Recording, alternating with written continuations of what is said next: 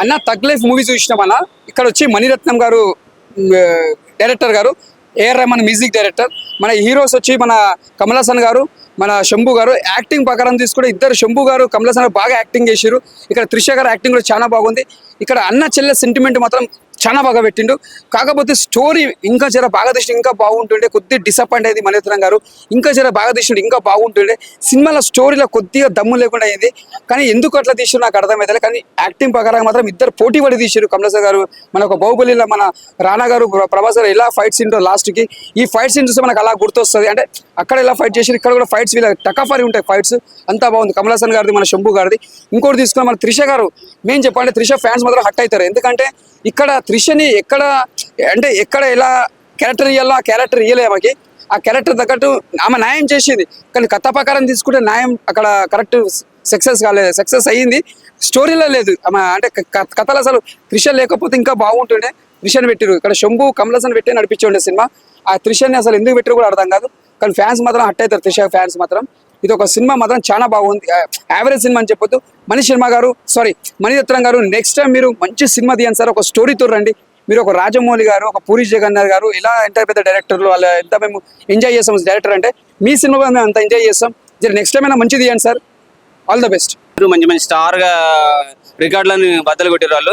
So వాళ్ళకి పేరు పెట్టేది అంతా డైరెక్టర్ చేతుల్లో ఉంటుంది. హీరో సక్సెస్ అయితే సినిమా హీరో అని, ఫెయిల్ అయితే డైరెక్టర్ అని కూడా అనొద్దు. హిట్ అయినా సక్సెస్ అయినా ఫెయిల్ అయినా డైరెక్టర్దే. అంటే అంత సీనియర్ హీరో ఎందుకు స్టోరీస్ నాకు అంచనా వేయలేకపోతున్నారు?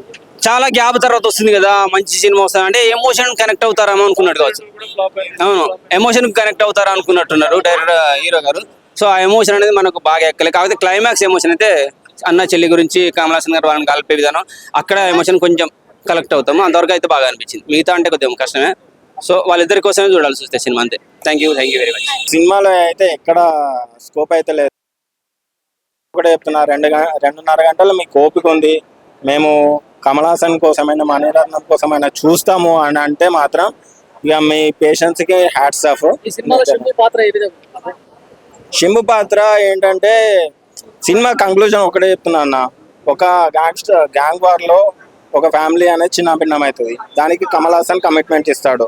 అది ఏ కమిట్మెంట్ ఇచ్చాడు, దానికోసం ఏం చేశాడు అన్నదే కాన్సెప్ట్. బట్ ఆ కాన్సెప్ట్ కి తగ్గట్టు సినిమా లేదు. అండ్ టైటిల్ కి తగ్గట్టు కూడా సినిమా లేదు.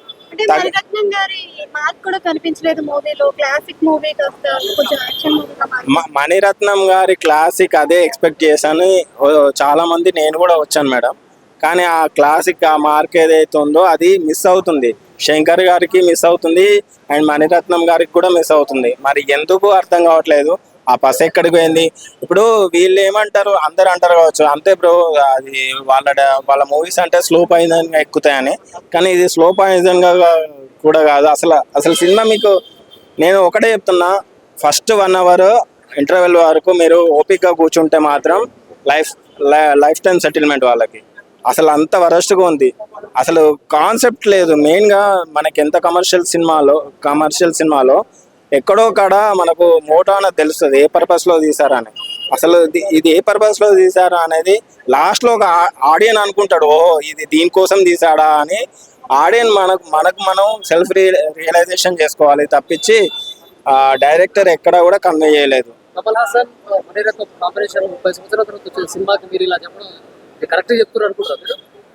నేను అదే అంటున్నా, ఈ రివ్యూ తప్పు అని నేను ఎవరైనా అంటే మాత్రం ఖచ్చితంగా నేను వాళ్ళకి లైఫ్ టైం సెటిల్మెంట్ ఇస్తాను. ఎందుకంటే అంత వరస్ట్గా ఉంది.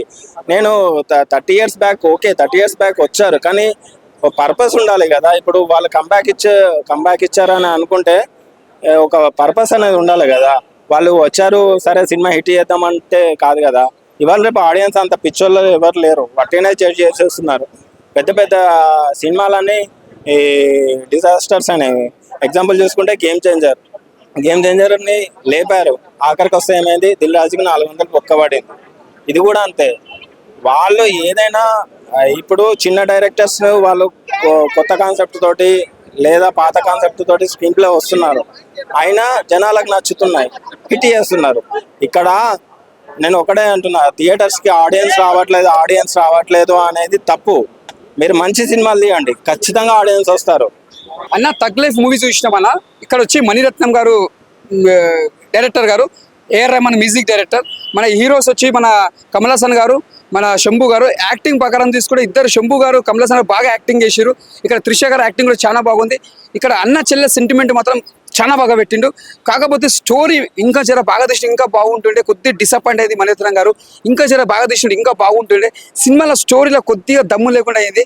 కానీ ఎందుకు అట్లా తీసారు నాకు అర్థమైతే. కానీ యాక్టింగ్ ప్రకారం మాత్రం ఇద్దరు పోటీ పడి తీసారు. కమల్ హాసన్ గారు మన ఒక బాహుబలిలో మన రానా గారు, ప్రభాస్ గారు ఎలా ఫైట్ సీన్ లాస్ట్కి, ఈ ఫైట్ సీన్ చూస్తే మనకు అలా గుర్తొస్తుంది. అంటే అక్కడ ఎలా ఫైట్ చేసారు, ఇక్కడ కూడా ఫైట్స్ వీళ్ళ టకాఫారి ఉంటాయి ఫైట్స్. అంతా బాగుంది. కమల్ హాసన్ గారిది, మన శంభు గారిది. ఇంకోటి తీసుకున్న మన త్రిష గారు. మేము చెప్పాలంటే త్రిష ఫ్యాన్స్ మాత్రం హట్ అవుతారు. ఎందుకంటే ఇక్కడ త్రిషని ఎక్కడ ఎలా క్యారెక్టర్ ఇవ్వాలో ఆ క్యారెక్టర్ ఇవ్వలే ఆమెకి. ఆ క్యారెక్టర్ తగ్గట్టు ఆమె న్యాయం చేసింది. కానీ కథ ప్రకారం తీసుకుంటే న్యాయం అక్కడ కరెక్ట్ సక్సెస్ కాలేదు. సక్సెస్ అయ్యింది, స్టోరీలో లేదు. ఆమె అంటే కథలు అసలు త్రిష లేకపోతే ఇంకా బాగుంటుండే. త్రిషని పెట్టిరు. ఇక్కడ శంభు, కమల్ హాసన్ పెట్టి నడిపించండి సినిమా. ఆ త్రిషని అసలు ఎందుకు పెట్టిరు కూడా అర్థం కాదు. కానీ ఫ్యాన్స్ మాత్రం హట్ అవుతారు. త్రిష ఫ్యాన్స్ మాత్రం. ఇది ఒక సినిమా మాత్రం చాలా బాగుంది. యావరేజ్ సినిమా అని చెప్పొద్దు. మణిరత్నం గారు నెక్స్ట్ టైం మీరు మంచి సినిమా తీయండి సార్. ఒక స్టోరీతో రండి. మీరు ఒక రాజమౌళి గారు, ఒక పూరి జగన్నాథ్ గారు, ఇలా ఎంత పెద్ద డైరెక్టర్లు వాళ్ళ ఎంత మేము ఎంజాయ్ చేస్తాం డైరెక్టర్ అంటే. మీ సినిమా మేము అంత ఎంజాయ్ చేస్తాం. నెక్స్ట్ టైం అయినా మంచిది తీయండి సార్. All the best. మంచి మంచి స్టార్ గా రికార్డులను బద్దలు కొట్టారు వాళ్ళు. సో వాళ్ళకి పేరు పెట్టేది అంతా డైరెక్టర్ చేతుల్లో ఉంటుంది. హీరో సక్సెస్ అయితే సినిమా హీరో అని, ఫెయిల్ అయితే డైరెక్టర్ అని కూడా అనొద్దు. హిట్ అయినా సక్సెస్ అయినా ఫెయిల్ అయినా డైరెక్టర్దే. అంటే అంత సీనియర్ హీరో ఎందుకు స్టోరీస్ మనకు అంచనా వేయలేకపోతున్నారు? చాలా గ్యాప్ తర్వాత వస్తుంది కదా మంచి సినిమా వస్తుంది అంటే ఎమోషన్ కనెక్ట్ అవుతారేమో అనుకున్నట్టు కావచ్చు. కూడా ఫ్లాప్ అయింది. అవును, ఎమోషన్ కనెక్ట్ అవుతారా అనుకున్నట్టున్నారు డైరెక్టర్ హీరో గారు. సో ఆ ఎమోషన్ అనేది మనకు బాగా ఎక్కలేదు. కాకపోతే క్లైమాక్స్ ఎమోషన్ అయితే అన్న చెల్లి గురించి కమల్ హాసన్ గారు వాళ్ళని కలిపే విధానం, అక్కడ ఎమోషన్ కొంచెం కలెక్ట్ అవుతాము. అంతవరకు అయితే బాగా అనిపించింది. మిగతా అంటే కొద్దిగా కష్టమే. సో వాళ్ళిద్దరి కోసమే చూడాల్సి వస్తే సినిమా అంతే. Thank you very much. సినిమాలో అయితే ఎక్కడ స్కోప్ అయితే లేదు. ఒకటే చెప్తున్నా, 2.5 గంటలు మీకు ఓపిక ఉంది, మేము కమల్ హాసన్ కోసమైనా మణిరత్నం కోసమైనా చూస్తాము అని అంటే మాత్రం ఇక మీ పేషెన్స్కి హ్యాట్స్ ఆఫ్. ఈ సినిమాలో శంభు పాత్ర ఏ విధంగా ఉంది? శంభు పాత్ర ఏంటంటే సినిమా కంక్లూజన్ ఒకటే చెప్తున్నా అన్న. ఒక గ్యాంగ్ వార్ లో ఒక ఫ్యామిలీ అనేది చిన్న భిన్నం అవుతుంది. దానికి కమల్ హాసన్ కమిట్మెంట్ ఇస్తాడు. అది ఏ కమిట్మెంట్ ఇచ్చాడు, దానికోసం ఏం చేశాడు అన్నదే కాన్సెప్ట్. బట్ ఆ కాన్సెప్ట్ కి తగ్గట్టు సినిమా లేదు. అండ్ టైటిల్ కి తగ్గట్టు కూడా సినిమా లేదు. అంటే మణిరత్నం గారి మార్క్ కూడా కనిపించలేదు మూవీలో. క్లాసిక్ మూవీ కాస్త కొంచెం యాక్షన్ మూవీగా మారింది. మణిరత్నం గారి క్లాసిక్ అదే ఎక్స్పెక్ట్ చేశాను. చాలా మంది, నేను కూడా వచ్చాను మేడం. కానీ ఆ క్లాసిక్ ఆ మార్క్ ఏదైతే ఉందో అది మిస్ అవుతుంది. శంకర్ గారికి మిస్ అవుతుంది అండ్ మణిరత్నం గారికి కూడా మిస్ అవుతుంది. మరి ఎందుకు అర్థం కావట్లేదు. ఆ పస్ ఎక్కడికి పోయింది? ఇప్పుడు వీళ్ళు ఏమంటారు, అందరు అంటారు కావచ్చు, అంతే బ్రో అది వాళ్ళ మూవీస్ అంటే స్లో పాయిజన్ గా ఎక్కుతాయని. కానీ ఇది స్లో పాయిజన్ గా కూడా కాదు. అసలు సినిమా మీకు నేను ఒకటే చెప్తున్నా, ఫస్ట్ 1 అవర్ ఇంటర్వెల్ వరకు మీరు ఓపికగా కూర్చుంటే మాత్రం లైఫ్ టైం సెటిల్మెంట్ వాళ్ళకి. అసలు అంత వరస్ట్గా ఉంది. అసలు కాన్సెప్ట్ లేదు. మెయిన్గా మనకి ఎంత కమర్షియల్ సినిమాలో ఎక్కడో కాడ మనకు మోటో అనేది తెలుస్తుంది, ఏ పర్పస్లో తీసారా అని. అసలు ఇది ఏ పర్పస్లో తీసారా అనేది లాస్ట్లో ఒక ఆడియన్ అనుకుంటాడు, ఓ ఇది దీనికోసం తీసాడా అని. ఆడియన్ మనం సెల్ఫ్ రియలైజేషన్ చేసుకోవాలి తప్పించి డైరెక్టర్ ఎక్కడా కూడా కన్వే చేయలేదు. కమల్ హాసన్ మణిరత్నం కాంబినేషన్ 30 సంవత్సరాల తర్వాత వచ్చిన సినిమాకి మీరు ఇలా చెప్పడం కరెక్ట్ చెప్తున్నారు అనుకుంటారు మీరు? నేను అదే అంటున్నా, ఈ రివ్యూ తప్పు అని నేను ఎవరైనా అంటే మాత్రం ఖచ్చితంగా నేను వాళ్ళకి లైఫ్ టైం సెటిల్మెంట్ ఇస్తాను. ఎందుకంటే అంత వరస్ట్గా ఉంది. నేను 30 years back, okay 30 years back వచ్చారు, కానీ ఒక పర్పస్ ఉండాలి కదా. ఇప్పుడు వాళ్ళు కంబ్యాక్ ఇచ్చారని అనుకుంటే ఒక పర్పస్ అనేది ఉండాలి కదా. వాళ్ళు వచ్చారు సరే సినిమా హిట్ చేద్దామంటే కాదు కదా. ఇవాళ రేపు ఆడియన్స్ అంత పిచ్చోళ్ళు ఎవరు లేరు, వట్టినే చేసేస్తున్నారు. పెద్ద పెద్ద సినిమాలన్నీ ఈ డిజాస్టర్స్ అనేవి. ఎగ్జాంపుల్ చూసుకుంటే గేమ్ చేంజర్ని లేపారు, ఆఖరికి వస్తే ఏమైంది, దిల్ రాజుకి 400 బొక్కబడింది. ఇది కూడా అంతే.